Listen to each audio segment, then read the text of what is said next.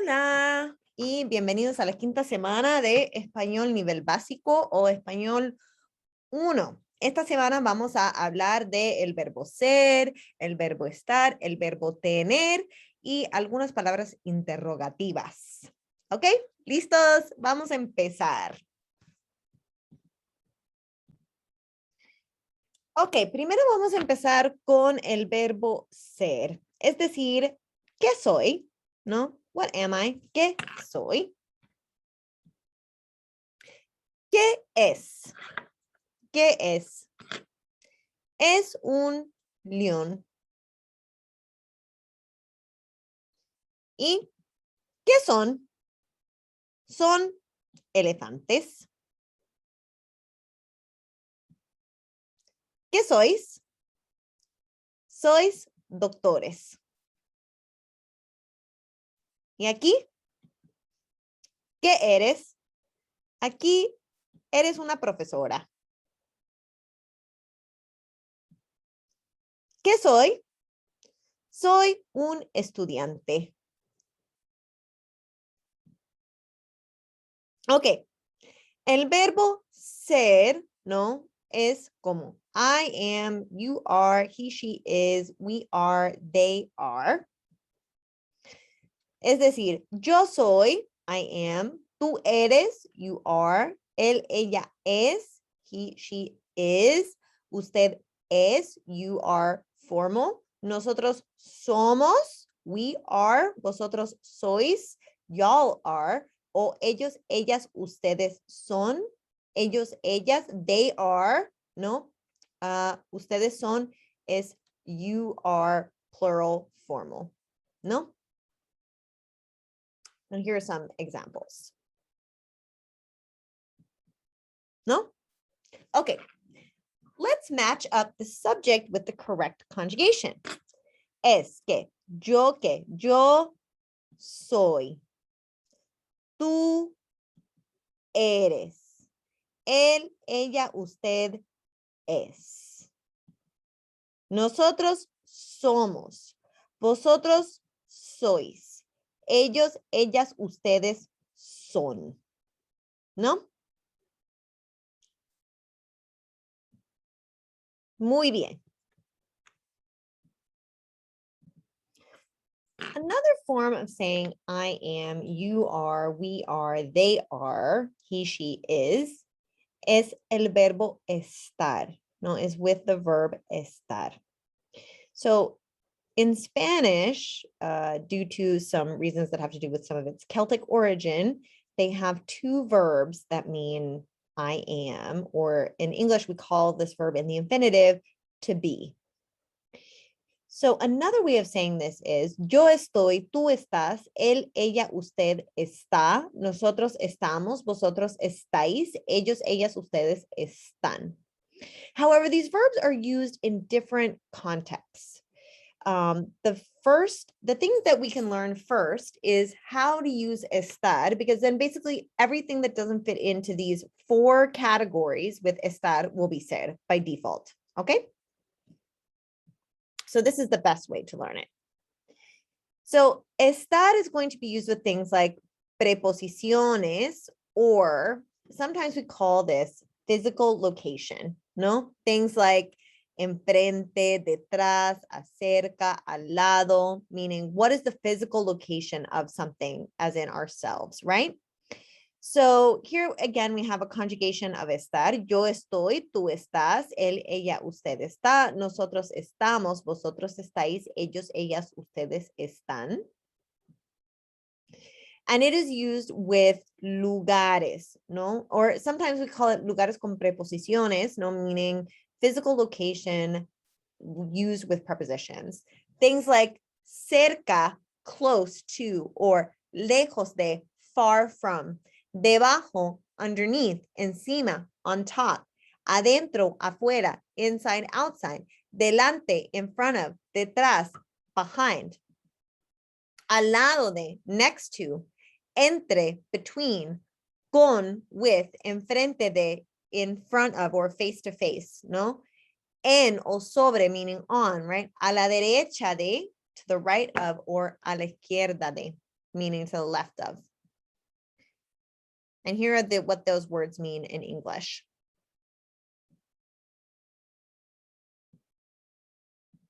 Okay, so here's an example.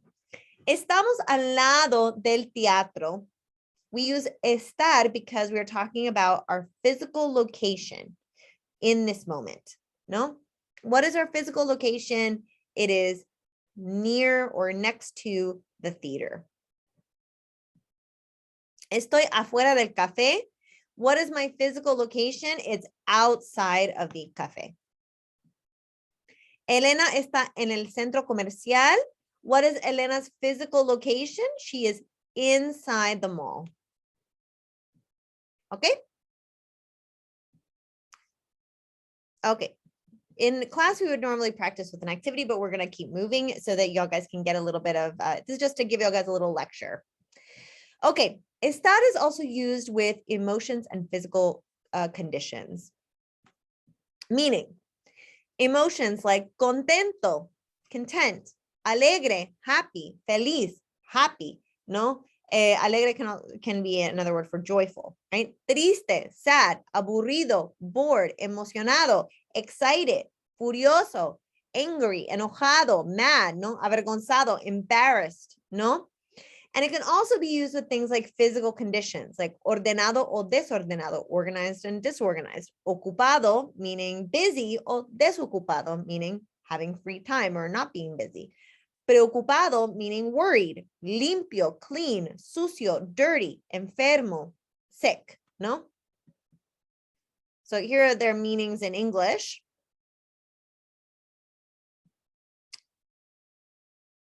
And here are some examples. Teresa está emocionada. She's excited, ¿no?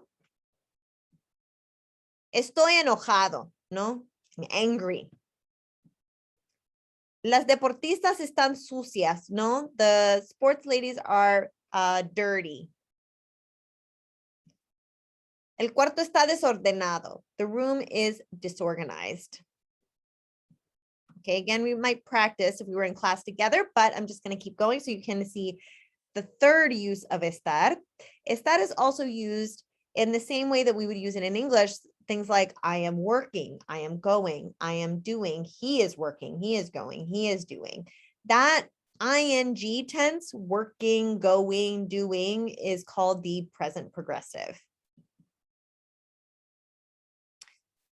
In Spanish, or in English, the present progressive is actually more, well, in an American English, it is more common than the present. It is more common for us to say, I'm working or I'm studying, than it is to say, I work, I study.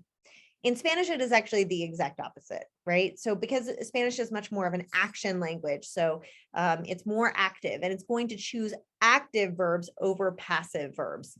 So in Spanish, the present progressive would only be used to talk about things that are being done right now, so happening in the moment. But it is a tense that is used. And in order to make the ing part, we are either going to use ando, or yendo, no? And we would do it exactly the same as we would do it in English, meaning we need the I am or he is part in order to make the present progressive work. Because in English, we can't just say I working, I doing, he working, he doing. That doesn't make any sense. We need the he is working or I am doing in order for the verb to make sense. And it's the same in Spanish. We have to say estoy haciendo, están hablando in order for the verb to make sense. Está escribiendo un ensayo. She's writing an essay. Están mandando textos. They're sending texts. Está hablando por el celular. He's talking on the phone. Again, right? These are actions that they are currently doing, right? They are doing them right now. Estoy haciendo tarea con mi mamá, ¿no? Okay, here again, we might do a little activity. Now, the last thing that we might use estar for, just quickly before we move on, is we would use it also with the weather. Now, the best way to remember estar is that estar is used for 4 things that are considered transient or constantly changing things that would change within a 24-hour window, right? For example, your mood, your emotional state, your physical location, the weather, what you are currently doing. All of those things change very quickly. They are going to change in a 24-hour at a bare minimum window, right? So for example, I could be doing my homework right now, but if someone comes and knocks on my office door, or I could be grading, someone knocks on my office door, then what's going to happen? I have to stop what I'm doing and I'm going to go talk to someone, right?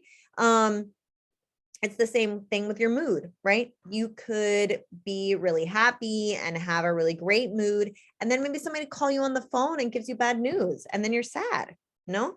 But maybe you're sitting with a friend, no? And you're sitting with your friend and you're chatting, and then the friend tells you a joke. Maybe then your mood improves again and everything is okay. You know, they tell you a joke and it makes you feel better. So your mood is always changing. Your physical condition is also always changing. I could be 100% ready and go outside. And if it rains and it's windy and I get dirty, then, you know, I'm dirty for the day. Or, you know, I go back inside, I have to get clean all over again. I could be clean and I could go out and play soccer for a little while or run or whatever. I get back home and I'm gross again, right? My house could be organized, and then, you know, I could have people over and they could make a mess, and then, you know, I have to clean it again. Those things are just constantly changing. Even your physical location, right? I'm sitting here in my office, but an hour from now, 2 hours from now, I may or may not be in this office, right? Because maybe my physical location will change. So those are things that you think about when you think about estar versus ser. Ser is always going to be for things that we consider to be not changing, right? For example, your physical characteristics, descriptions of things, you know, your profession, your nationality, the time, the day. Those things don't change so quickly. They tend to remain the same. And so we view those things as being much more permanent. Okay. Also this week we have expresiones con tener. Okay. Tener is conjugated as follows. Yo tengo, tú tienes, usted o él, ella tiene, no, nosotros tenemos, vosotros tenéis, ellos, ellas, ustedes tienen. It is a bit irregular, so it's best to just kind of memorize it as it is. Okay. The English translation is I have, you have, he, she, it has, we have, you all have, and they have. Tengo, tienes, tiene, tenemos, tenéis, tienen. Okay, so if we fill it in as yo tengo, tú tienes, él, ella, usted tiene, nosotros tenemos, vosotros tenéis, ellos, ellas, usted tiene. Okay. In Spanish, we use tener for expressions that in English we would use to be as opposed to have. For example, you would say, I am scared, I have, I am cold, I am ripe, I am lucky, I am in a hurry, right? I am successful, but these are expressions that you would use tener for in Spanish as opposed to in English. So for example, tengo miedo o tener miedo, I am scared, but in Spanish you would say I have fear, no? Tener fiebre, that one would be the same, right? I have a fever. Tener calor, in English we would say I'm hot, or tengo frío, right? I am cold, but in Spanish you would say I have heat, I have cold. Tener razón, to be right. In English we say to be right, but in Spanish we would say to have the correct reason or the correct position. Tener paciencia, in English we say I am being patient, but in Spanish we would say I have patience, no? Tener suerte, to be lucky, but in Spanish we say I have luck. Tengo dolor, this one is similar, right? I have pain. Tener cuidado, to be cautious, but in Spanish, we would say, I have caution, right? Or I take caution. Tener prisa, to be in a hurry, but we would say, I have a hurry, right? Tener lástima, to have pity on someone. Tener éxito, to be successful, but we have success in Spanish. Tener valor, in English, we would say to be brave, but in Spanish, they would say to have bravery, no? Tener vergüenza, to be ashamed, when in Spanish, you would say, I have shame. Y tener la culpa, or to be at fault. So, but you have the fault in Spanish. So, again, these are expressions that in English you would use to be, but in Spanish you would use tener, no? Tener calor, tener frío, tener años, right? Again, I don't know if you remember whenever we were talking about saludos and despedidas, right? But we said, I have a certain number of years as opposed to I am those years. In English, we would say I am 11 or I am 12 or whatever. But in Spanish, we would say I have 11, I have 12 years. Tener sed, right? To be thirsty or to be hungry. Tener hambre. Those are things we have in Spanish. Tener cuidado. Tener sueño, to be sleepy. We have sleepy in Spanish. Tener miedo, tener razón, o tener suerte. These are all things that we have in Spanish. These are some other ones that are not probably in the book, but they're just things that I thought that y'all guys might like to look at. These are all things that we would use tener for. So, tener frío, tener calor, tener hambre, tener sed, tener tos, toses, no?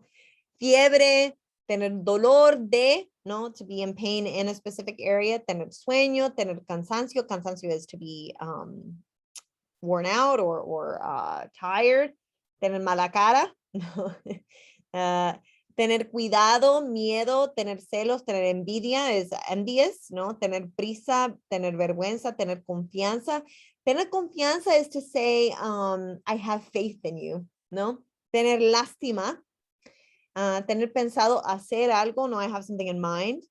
Tener éxito, tener razón, tener la culpa, tener suerte, tener en cuenta. Tener en cuenta is like saying, I'm going to keep it in mind, ¿no? Tener ganas is to want to do something, but generally when you say tener ganas de, it's something that you want to do, but you're probably not going to get to do. That doesn't mean that you won't maybe do it, but generally when you say tener ganas de, you're something that you kind of want to do, but it's probably not in the mix. Tener años, tener que algo, no? So if you say tener que, tengo que hacer mi tarea, then you're saying, expressing an obligation. I have to do my homework. This is how you would say, I have to do something, ¿no? Tener lugar, tener presente, ¿no? Ok. Ok, finalmente, hablamos de palabras interrogativas, ¿sí? Palabras interrogativas. Okay, palabras interrogativas are how we ask questions in Spanish, but notice in Spanish, we use 2 question marks. It is the same with exclamation marks. We always use an upside down exclamation mark and a right side up exclamation mark. So we're going to always use an upside down question mark and a right side up question mark to express questions. Here are some palabras interrogativas or questions in Spanish. Things like cómo, meaning how, no? ¿Qué, meaning what? ¿Quién, meaning who, or notice how there can be a quiénes, meaning who, plural. ¿Cuándo, meaning when. ¿Dónde, meaning where, or de dónde, meaning from where. You can also say a dónde, meaning to where. ¿Cuál o cuáles, meaning which. ¿Cuánto, which can be cuánto, cuánta, cuántos, cuántas, whether it is masculine, feminine, singular, plural, right? Meaning how many. And obviously that would make sense because you're talking about quantities. So of course it's going to be singular, plural, you know, masculine, feminine, based on the quantity of what you're talking about. And then por qué, no, meaning why.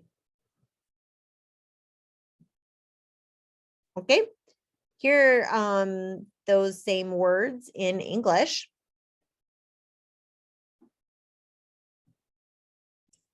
Ok, y es todo para esta semana. ¿Sí? Ok, terminamos la quinta semana y a la sexta semana, que es la semana entrante, ahí los veo ahí, mis estudiantes. I will see you in the 6th week, which is next week.